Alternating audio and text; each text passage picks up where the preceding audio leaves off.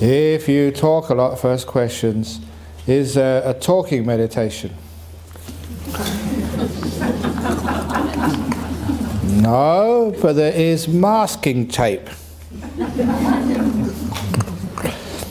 How did you cope with your mother's death? Easy. It's only a mother. All the time I've known her, I knew she was going to die one day. So she finally did it. So she had Alzheimer's disease. So it's actually a nice release for her. I was very happy when I heard the news she died. Released from a prison. Do you want people to live a long life and suffer old age? You know what it's like when you get old. You know, your eyes go, you have to wear glasses. Your ears go, you have to wear hearing aids. Your hands start shaking and your legs are weak. You have to have a frame or a walking stick. When you get old, your body all starts to fall apart except for one thing. The older you get, the stronger your mouth. Old people can really talk. That's why I don't need to retire. The older I get, the longer I can talk. But my mother, she had lived a good life. That's wonderful. I don't know why people are so upset when people die. There's this culture of grief which people have in the West these days. And even people we don't know, when they die, people get sad. Oh, isn't it sad? Princess Diana died. What are you talking about? She wasn't my relation. Oh, it got even crazy. Those two people in Indonesia who got executed, people were grieving for them. It's a bit crazy, I think. People live, people die, and they have another chance afterwards. I asked one of the prisoners I know, which would you prefer, having a life sentence or being executed? He said, some of the jails, it's actually more compassionate. They don't want to stay in a terrible jail like that for year after year after year after year until they die. Because if you get executed, then you get reborn again. You can have another chance. As soon as you're executed, you're free of jail. That's one way of looking at it. What do you reckon? There's so many different ways of looking at things. But when a person dies, why grieve? Especially if it's a really good person. I like telling the story. Suppose to raise funds for Newbury Buddhist Monastery, we had a raffle. And the first prize sorry? You know what's coming next probably. Yes. You've heard me before. The first prize was a holiday for two to LA.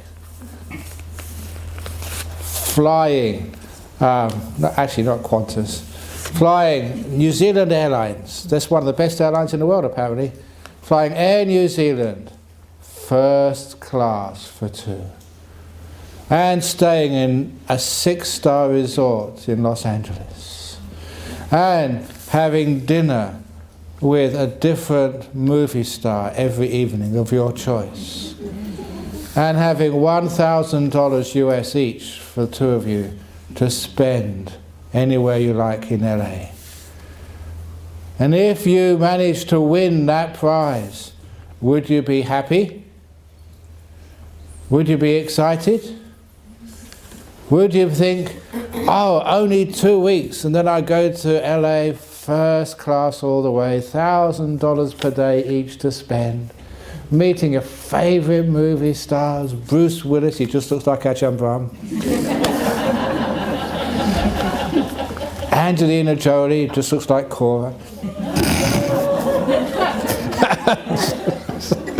As a compliment. Thank you.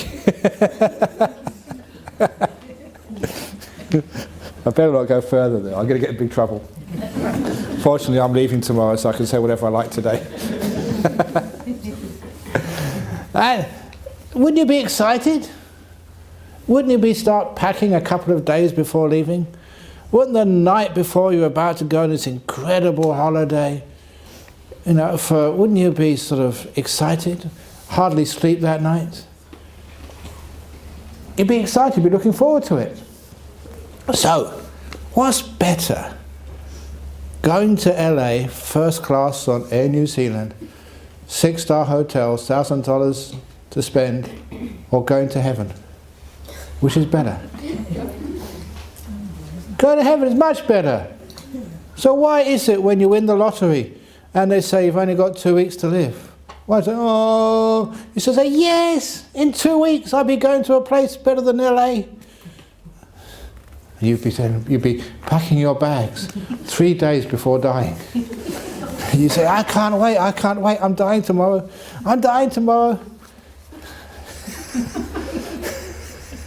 There's just another way of looking at it, isn't it? So that's why I say when people grieve, if a good person dies, there should be a celebration. There should be balloons in the chapel. You should do a dance, a celebration, a woohoo, yes, mother has died, hooray, she's gone to heaven, wonderful, have a wonderful time. That's much better than grieving, getting crying.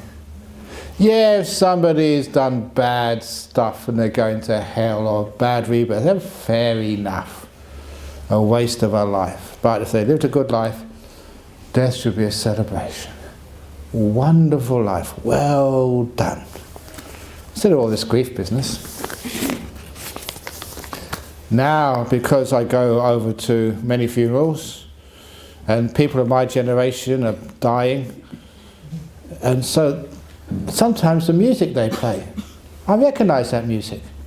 And now I'm very proud of a few of my disciples that before they die, they tell their partner what to play at their funeral. And a couple of times now, as they're walking out, the very last song as we commit the coffin is Life of Brian. Look on the bright side of life. That's a wonderful song to play at the end of a funeral. Those of you who know Life of Brian, bright side of life.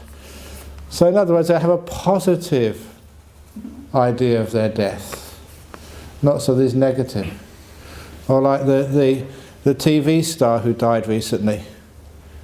You know, he was on, you know, you've been to the crematoriums.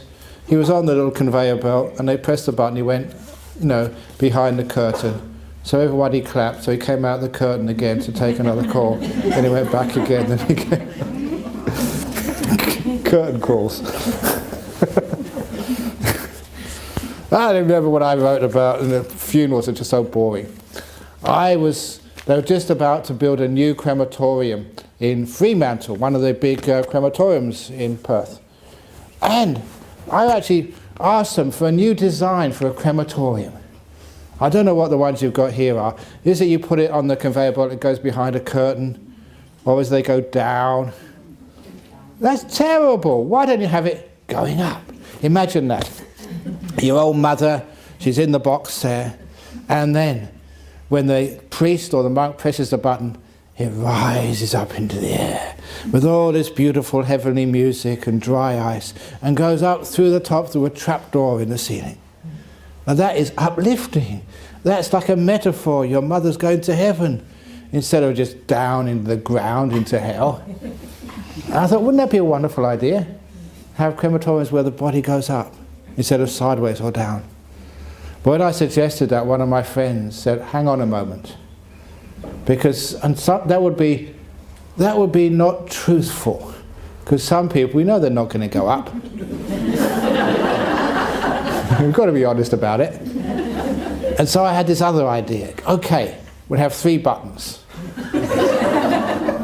One to go up, one to go down, one to go horizontal. And to make life interesting, at the funeral service, we can have a vote. So that'll make it really important. You go to the funeral service, you have a vote, which way they go. You know, up, down, or horizontal. Wouldn't that make it exciting when you go to funerals? Much more interesting. And the answer is down. When they go down. Anyway, that's my idea of funeral services, make them more interesting. In this competitive society, it's very hard to train our children how to be at peace, be kind and gentle. How can we teach our children good qualities while educate or train them for a good profession? Educate and train them for the very best profession. monks and nuns. Wouldn't you be proud if your child said, I want to be a monk? Would you? Honest? Because I remember telling Dr. K3 Dhammananda, I mentioned him earlier, this is Malaysians, I think it probably will be the same for Sri Lankans. They'll be very, very happy if their daughter decides to become, they'll be very happy when someone decides to become a monk or a nun, as long as it's not your son or daughter.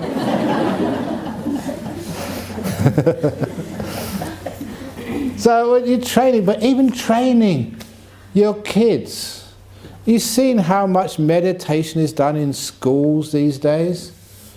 It's really taking over because it works. It makes your kids get higher grades in school and become socially more adaptable, more sort of cohesive with their friends. So people do this at school. And you're Buddhist, you've got the advantage. You can teach them these things at home. They can get even further ahead than their friends. So in a competitive society, when people are teaching meditation at these top schools, maybe your school can't afford it, but you can teach them at home. So you can teach them how to meditate. Teach them how to have good social skills. As Daniel Goleman pointed out, emotional intelligence is the key to success, not intellectual intelligence. He's a Buddhist, Daniel Goleman. He noticed as a sociologist that all the people who get double first-class honours in big universities, they don't make anything of their life. And so it's not a good indicator of success. Look at Einstein, dropped out. Stephen Jobs, dropped out. Michael Dell, dropped out. All these people, they never even finished university. So making your kids finish university, you are stopping them becoming billionaires. Well, maybe not, but it's emotional intelligence is what drives success, not an IQ. And in the schools we measure IQ. We give success to people who pass exams, not people who have emotional intelligence. So I have to balance the education which they get at school with the education at home or in the temple, where you learn a lot about emotional intelligence. That's why they get monks to go and teach these people. I find it difficult to be kind to my mind, as in the back of my mind I know I have too many defilements. I'm not a very helpful person. Does it mean I better not to practice meditation, telling myself a lie that I don't believe in myself? Focus on doing more merits. Any excuse. It's just an excuse. No. If you're sick, that's when you've got to go to the hospital, see the doctor. You don't say, oh, I've got too much sickness, I might spread it to my doctor, I'm not going. If you're sick, you go to see the doctor. If you've got lots of defilements, that's why you have to come and meditate. If you don't have any defilements, then you don't need to be here, do you? So it's because you have defilements, that's why you need to meditate. Because you're sick, that's why you need to be kind and caring. And put people in a nice ward in hospital, look after them, care for them, give them nice food, and then they get better. So kindness is necessary if you have defilements. So if you have defilements, you need to be kind. You don't say, I mustn't practice meditation, I've got to do merits first. The best merit is meditation. So do meditation first, and merits come afterwards. Big merits. If you're disappointed after years of marriage, even though, who wrote this? This is, I can recognise the...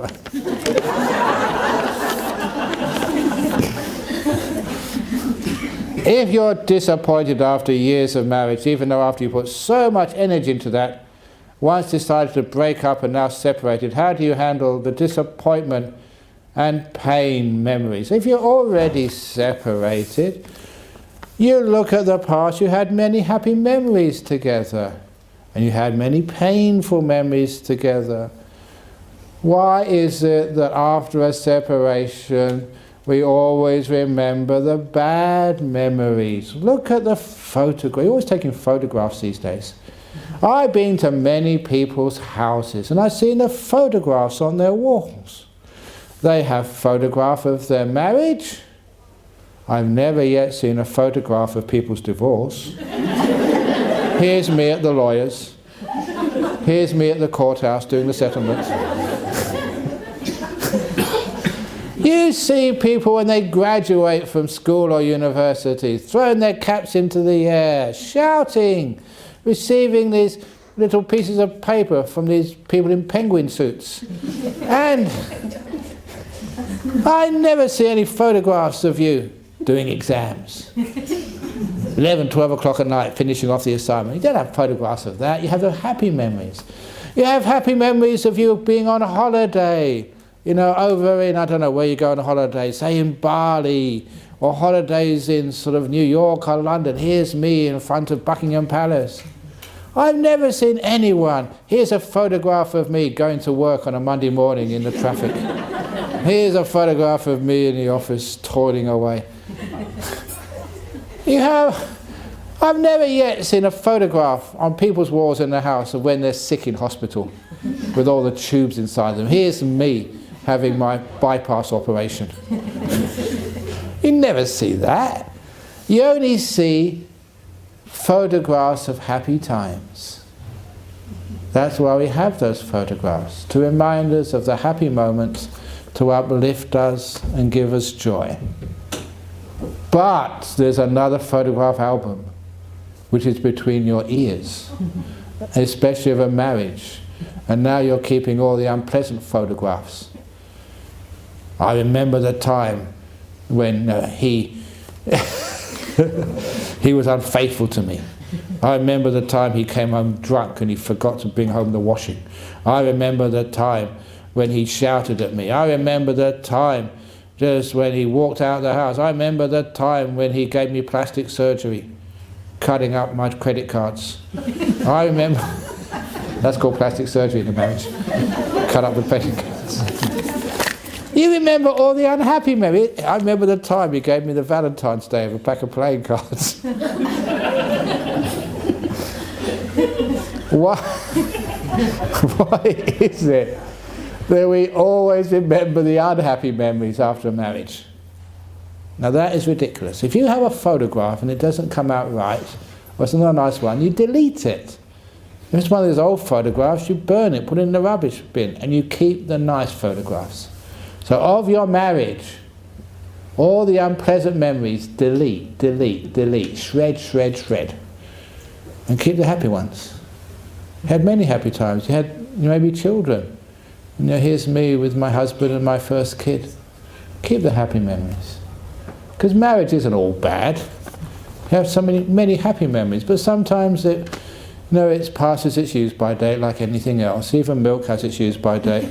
Marriage has a use-by date as well. Even Ajahn Brahm has its use-by date. But my jokes, they don't have any use-by date at all. I can keep repeating them again and again and again. So it does mean that you can remember the beautiful memories. That is what you should be doing. Yeah, 2 bad bricks in the wall, that's why you separated. But you have so many happy memories. Please keep the happy ones. They're there, and delete the unhappy ones. Do you have any retreats in Perth Monastery within this year? The few days meditation program? Yes, we do. But it's very difficult to find a secret to come on one of my retreats. If your karma is good enough, you can find out the times for my retreats in Perth. And you can find out how to register for those retreats. But only if you have good karma. You have to make the effort. Hello Ajahn Brahm. Hello whoever this was. How do I deal with people who lie? Thank you. Hands up here, anyone who's never told a lie. Be honest, if you never told a lie. So each one of you have told lies. So the question is, how do I deal with all of you?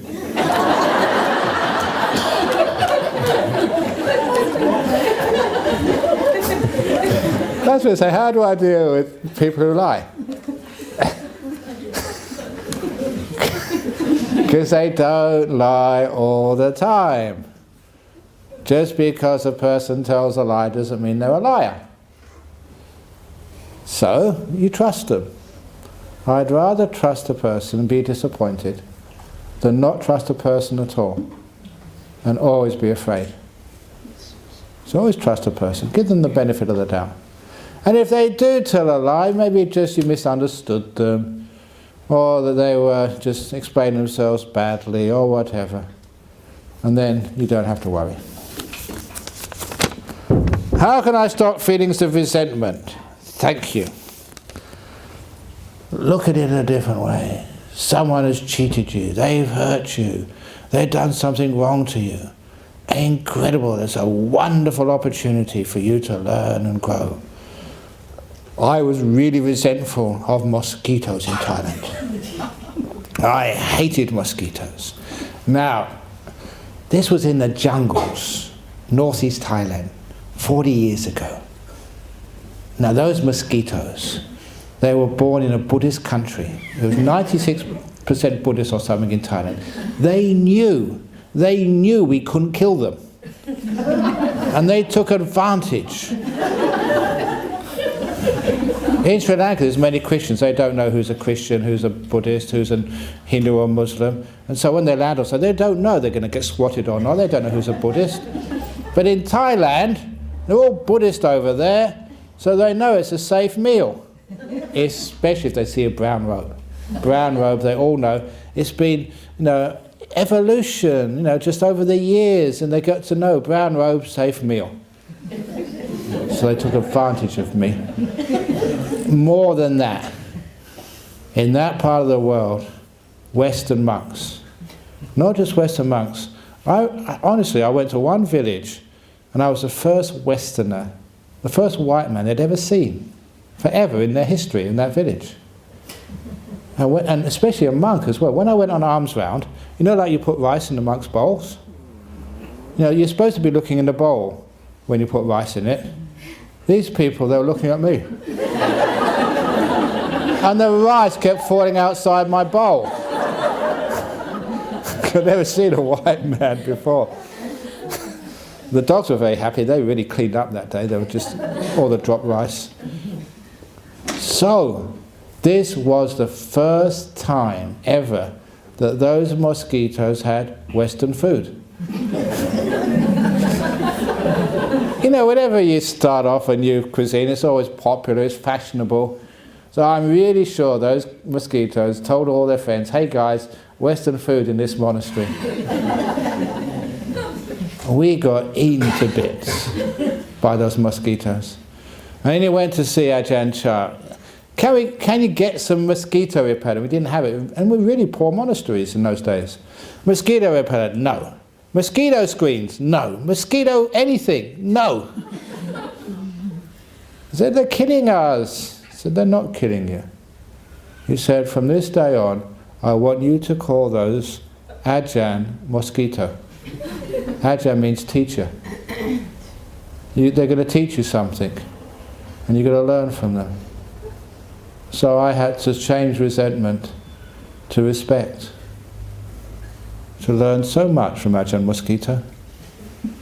So whoever you're resentful to, they're now your teacher. Ajahn X, partner. Ajahn boss at work. Tough lesson, but you learn so much from the difficulties of life, like I learned from the mosquitoes. Talking about that, what I learned from mosquitoes, because they were killing me when I was meditating, hundreds of them on your body at the same time, honestly. And then, actually maybe exaggeration, 60 or 70 was as much as I could count. And the only way was to meditate properly. I couldn't allow my mind to wander. If it did, it would just go to this really irritating number of mosquitoes all on you at one time. And you couldn't swat them. And I tried, like many people, to just shift them. Okay, off you go. All they do was just go and land somewhere else and put another drill hole in your skin. So the only thing, just let them bite you. You had no other choice. But then you meditated. And that's why I learned how to go really deep inside. So I couldn't feel the mosquitoes. You know, that's how you learn how to just to let go of the body. Because if I didn't let go of the body, it would be so irritating. So I just went inside and get a nice meditation and couldn't feel the body anymore. And so the mosquitoes could, you know, go for broke. I didn't care, I couldn't feel my body.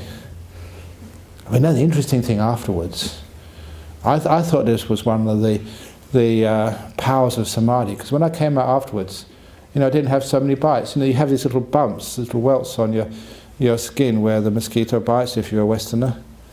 And there's no bites there at all. I thought, wow, this is amazing. Somehow with meditation, I had a force field, I thought, and the mosquitoes couldn't penetrate it.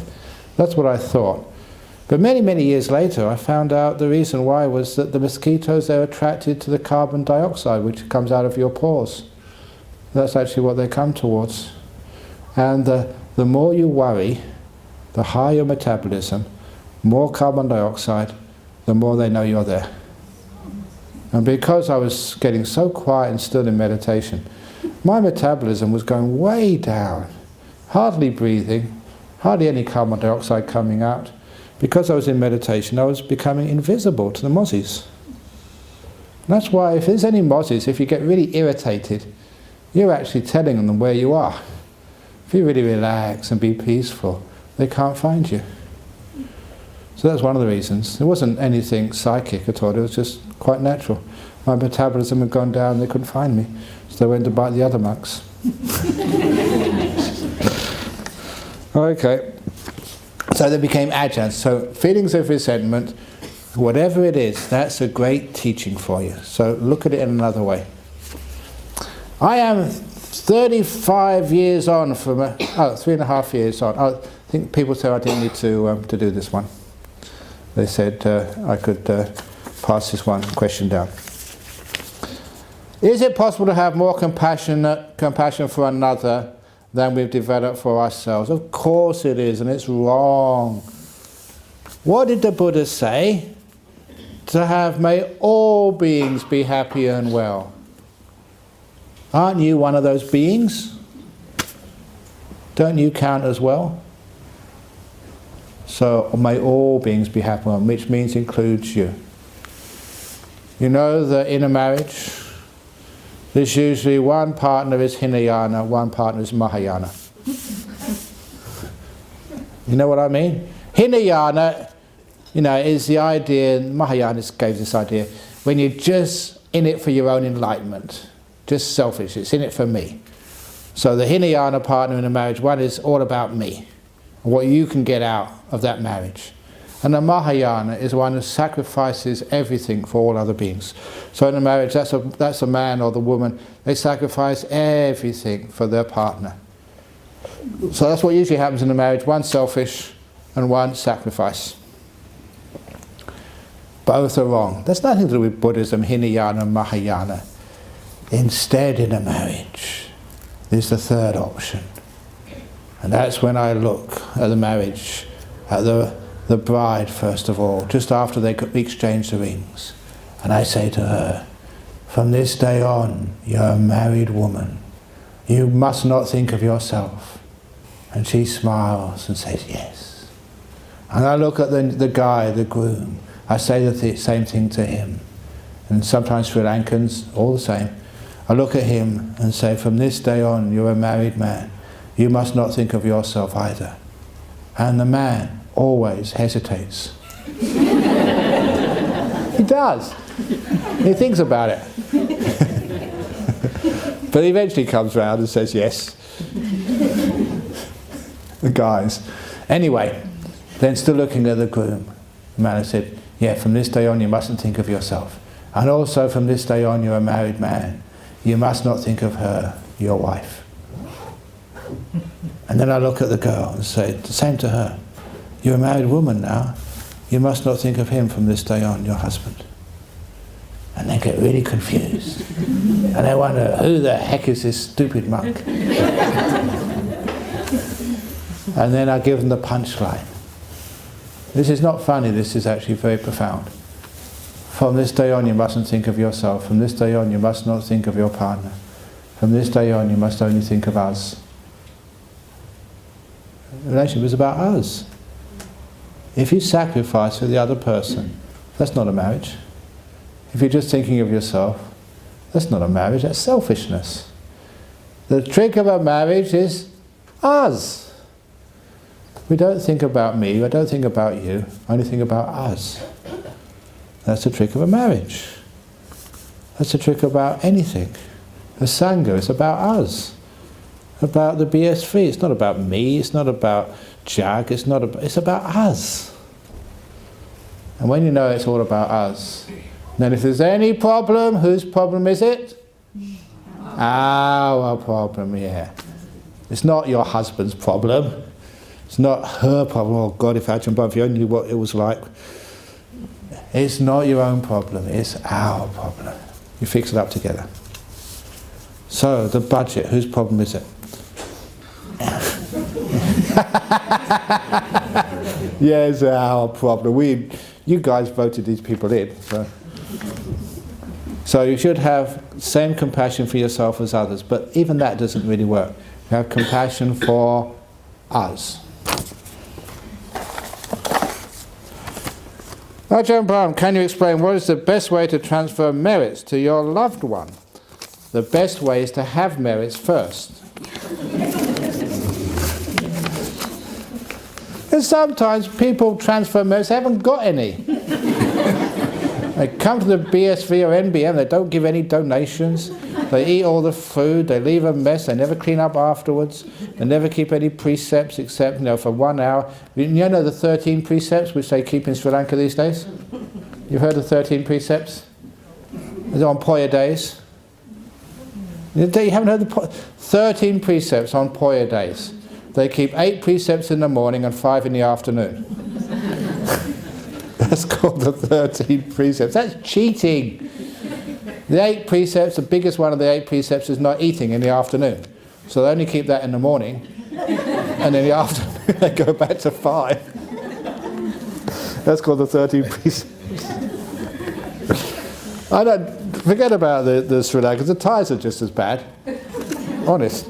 Because I went back to Thailand some years ago, and I was giving the 5 precepts, and I saw one person with a finger down, like this. And I'd never seen that before. I said, what's that? He said, oh, I'm only keeping 4 precepts today. They still chanted the whole 5, but one finger down went, and then of course you started looking. Sure enough, you saw someone with 2 fingers down. And honestly, I saw one person, all the fingers down.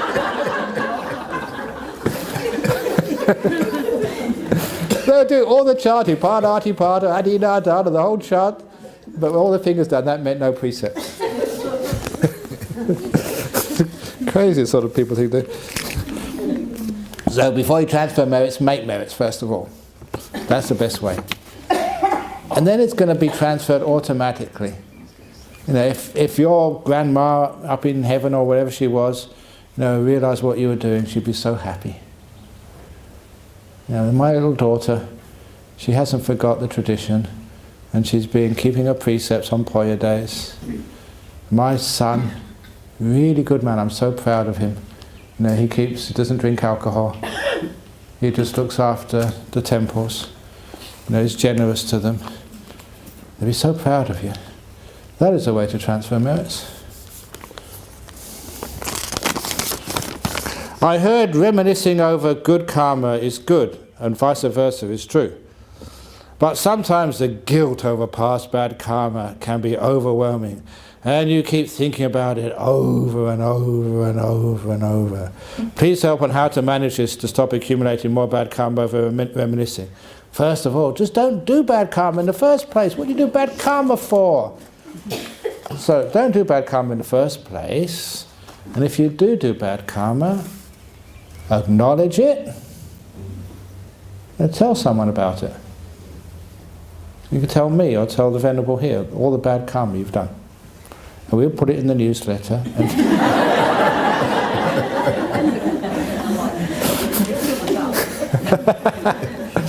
And everybody will read it then.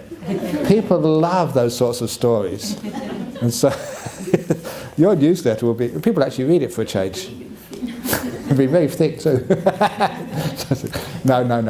Just tell someone you trust, because it's really important to bring it up to somebody, acknowledge it. And then once you've brought it up to someone, first of all you realise it's not as bad as you thought it was. If you keep it to yourself, it always gets amplified. You take it to someone else and say, oh yeah, okay, I did that when I was young, I was stupid, I did a bad thing. So first of all tell it to somebody else, and then give yourself forgiveness. Everybody makes mistakes.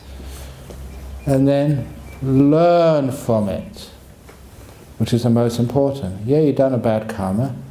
Learn from it. Why did you do that? Don't put yourself in a position where you have to do that again. You know, you cheat in a business, or you cheat on your wife or your husband. Don't put yourself in that position. If you find yourself getting hot for another person outside of marriage, just move away. Tell someone, warn yourself, warn others, so that you're never alone with that person. You never get caught up in it. Change your email number, telephone number, so those people can't call you. There's so much you can do to protect yourself, but you need the help of somebody else. So acknowledge, forgive, and learn not to do the same mistake again. There's nothing wrong with making mistakes. The only thing is we should learn from our mistakes. I just remembered another mistake I made, which I put in Opening the Door of Your Heart, number 1, the first volume. I think Ajahn Brahm had just left, and I was the monk for about 2 or 3 years, the abbot for 2 or 3 years afterwards. And I was trying to do my best to look after this place. We weren't all that well off at the time. And I was walking in the grounds of the monastery, Bodhinyana monastery, and I saw a hammer which had been left out in the grass, was getting rusty. Rusty! And I thought, this is not good enough, because as monks, we depend upon charity. Somebody had offered the hammer to the Sangha, and some selfish, inconsiderate monk had left it out there to get rusty. And I know that many people are actually really poor, and that was quite a sacrifice for them to get $20 or something to get a hammer. They may be even on a pension. And they offered it to the Sangha, and the Sangha wasn't looking after it. That was not good enough. So that evening I called a meeting for all the monks, and I really gave it to them. So, you're monks. In our tradition we have to look after everything. We can't waste it. If someone even gives us a bar of chocolate, if we don't eat it ourselves, we give it away. We don't throw it away in the bin and waste it as if it's not respecting the charity. And you have to look after these things. And don't leave things lying around as if they were useless or worthless. Yes, I know you didn't buy it, but somebody did and gave it to us, and that's not good enough. You may have seen that in some temples. They waste things. And you know how hard it is to do charity. It's not easy. You've got other commitments and bills to pay. So I really let the monks have it. And that evening, after I finished, I was just waiting for one monk to put their hand up and say it was me. I wouldn't have hit them or anything, but at least I thought they would confess. And the most disappointing thing was no one would confess. And I thought, I lost my faith in the monks. I thought, this is terrible. I was so disappointed as I walked out the hall. Why didn't somebody say and confess? And then as I walked out the hall, it hit me why they hadn't confessed. Because I remember who had left that hammer out. It had totally slipped my mind until after the long talk. I remember when I did it, I needed to come back and pick it up, and a few minutes later, it was me. And I just blasted all the monks, saying, you can't leave the hammer out, you mustn't do this, it's bad, it's medical charity.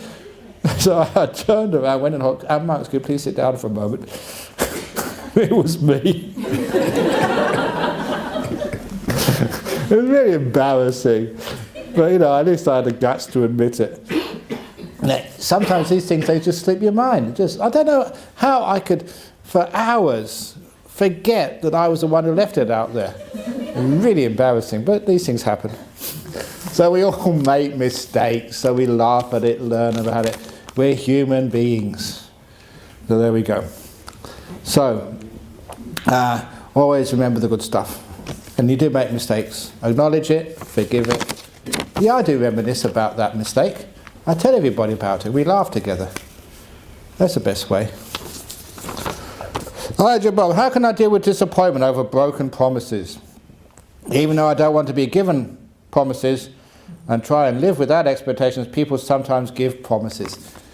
Don't believe the promises when they give them. They're all tentative.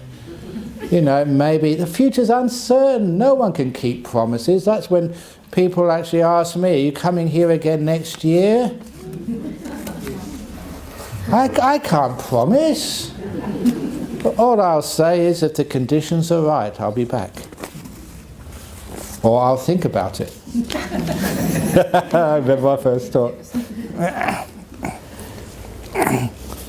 Because sometimes we make promises and for the best will in the world we can't keep them. Situations change. So always be careful with making promises. And in fact, I was taught this by Ajahn Chah. He said if you make a promise, if you do make a promise, you have to really try hard to keep it. Now really give it a lot of effort.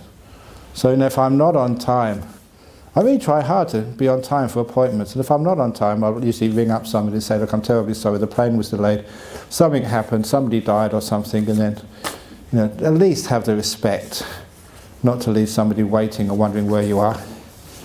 So you try and keep your promises, but the best way to keep the promises is don't make too many. And if you do make a promise, make sure it's something you can keep. Sometimes I'm in a relationship where I'm giving a lot, putting in a lot of effort and love and not receiving much back. How can I work through feelings that I deserve more? Thank you, Ajahn Brahm. Because you do deserve more. Remember in that relationship, tell whoever you're having a relationship with, look, it's about us. It's not about me, not about you. And I'm not going to give to you, partner. I'm going to give to us.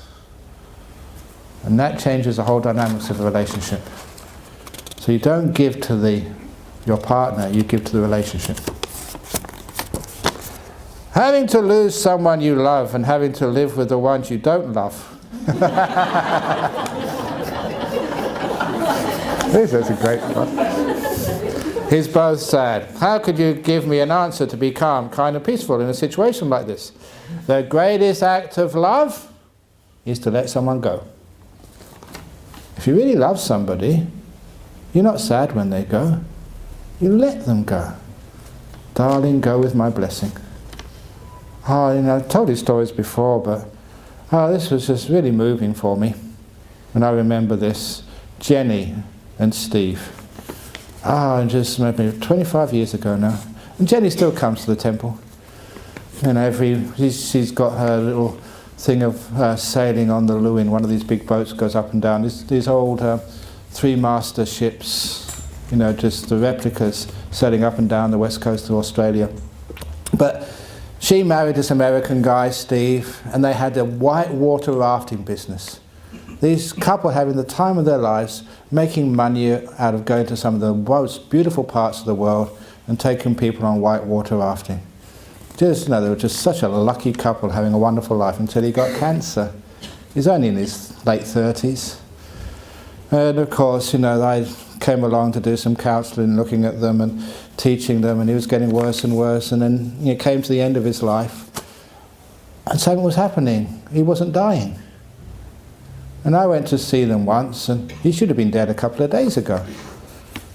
And then, he was suffering. It's just, when people have cancer far gone, they're just so thin and so weak. And then I got a bit of an insight. I turned to Jenny and said, Jenny, have you given Steve permission to die yet? And it hit the nail on the head. She never answered me. She just jumped up on the bed and held the love of her life in her hands, very gently because he was so thin. And they looked in each other's eyes and he said, Steve, it's okay to die. I give you permission to die. You can die. I'll always love you enough to let you go. And it's a beautiful moment for me to witness. And that night he died. That's all he needed. Permission from the person he loved so much that he just could not hurt her. That's why he was keeping her alive. He didn't want to hurt the person he loved the most in the whole world. And when she said, it's okay, you can die, then he felt permission, he was free. And a lot of people have done that since I told that story to people. And this lady in Malaysia, she wrote a book about it, and saying just she'd been practicing that, and so often as a counsellor, you know, someone was, they should have been dead, but they were hanging on. And they weren't going to survive, it's just more pain, more suffering. And I asked, family, have you given permission for your mum to die yet? And they get it, and they go and do that. And a couple of hours later, she's dead. So that's an act of love, to let somebody go. Give them permission to die. So have you given me permission to die yet? Oh, you don't love me.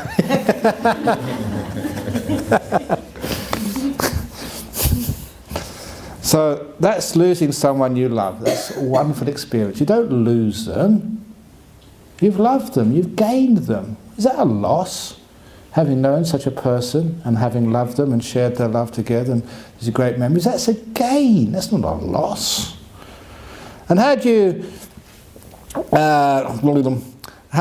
having to live with the ones you don't love? Look, come on, get in there and start learning how to love them. You can love anybody. I have to live with all of you. I don't choose who comes to listen to my talks. People come to the monastery, I don't know who they come, they just come in. I have to love everybody. So you can learn to love anybody. It's really wonderful when you get somebody who's really difficult and you learn how to love them. Why not? You say to them, the door of my heart is open to you, no matter who you are. You don't have to change. I'll accept you as you are. That's love. You can do that to anybody. And of course, if you start loving them, they change. You have a wonderful time together. Can you please explain the concept of time? I did something about that, about beginnings and ends last night. I won't go through that one. But time is always when we measure things. Time is the distance from the past to the future, or the past to the present, or the present to the future. And imagine you're meditating, and there's no more past, no more future, no more idea of past, no more idea of future. And then time disappears. You're in the timeless present moment. And look at this time business. How do you feel right now in this moment? Is that any different to when we first came here this morning? It's the same, isn't it? And this person I've known for over 60 years, I look at myself now, just inside, it's no different. This experience of me, when you were a young boy, when you were a student, when you were a young monk, the feeling is timeless. If you really get into meditation, time disappears. It has no meaning anymore. You're in the present moment, the only place which ever exists, now. And sometimes people say to me, Ajahn Brahm, why do you travel around so much? I don't travel. I don't move. I just sit down in the plane moves, I don't. I sit down in a car and you arrive at Monash, Clayton campus. I don't move. So I'm always right here. You guys come, you guys go, but I'm always here. Tomorrow I'll be here in Perth. You won't be here. I didn't move. Just a different way of looking at things, and it's wonderful when you can play around like that. And so time has no meaning when you stop measuring it in the present moment. Dear Ajahn Brahm, why do my eyes start tearing when I am in meditation and sometimes feel panicky? Sometimes the reason why you feel teary is because you've been drinking too much water. When it gets up to here, it's got to overflow.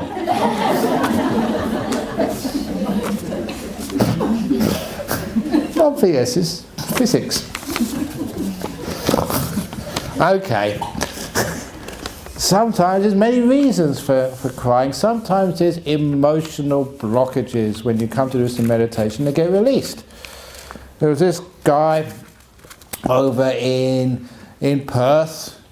He came on one of my retreats, and he's about in his mid-40s, late 40s. And during one meditation, he started crying.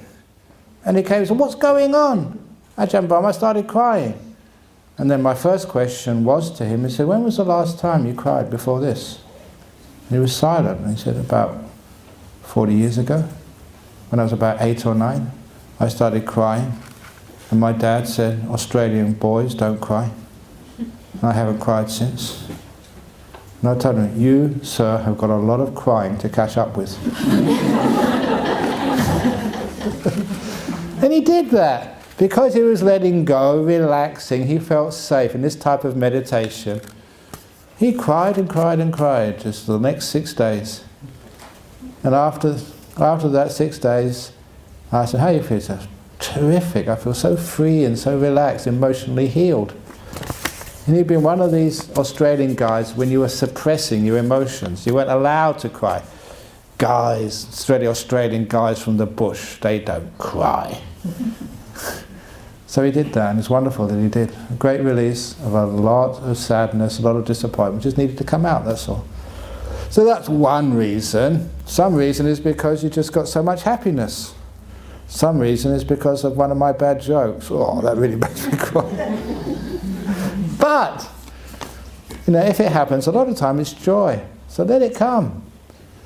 It's one of the forms of pity, the things which come in meditation. Tears.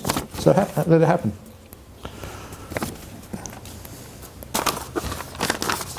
How are we going? 3:30. Oh, do it. It's 3:30 now. You've got people that are stretching, going bad backs. One more question, then we have a break. What are your thoughts on the secret and the law of attraction? Can one negative thought manifest itself? Can one negative thought manifest itself? The secret is no longer a secret. People have sussed that out a long time ago. You write a crazy book and you make a lot of money. That's the secret. The secret is there's so many gullible people in this world willing to part their money buying stupid books like this, but you get them to make a donation for Newbie Buddhist Monastery and they don't. So, it's rubbish that. The secret of it, I read one little extract from it. They say, just visualize the check. Visualize the $5,000 check in your mailbox. Just visualize it. Now believe in it. Don't doubt it. And when you go home this evening, there'll be a $5,000 check. The law of attraction. Because what you think about, you attract that. $5,000. Imagine it. 5,000. That's rubbish. You might get a bill for 5k, but not a check. But people actually believe that. The gullibility, just like those other scams. You get these people, who want to marry you from Nigeria or somewhere. And there's so many people, they send money. I'll just send some money over for my ticket and I'll come and marry you. Just the beliefs of people, the gullibility of people. So please, don't be so gullible. Secret, it's not a secret. It's the scam, yes. You should rename it. The scam. By Robert Burns. Okay, so that's enough now. So, now the law of attraction, just visualize the toilet. Visualize it and you'll soon be attracted there. So it's coming, it's going to happen, I guarantee it. So off you go. Toilet break, come back in a quarter of an hour, do some more meditation.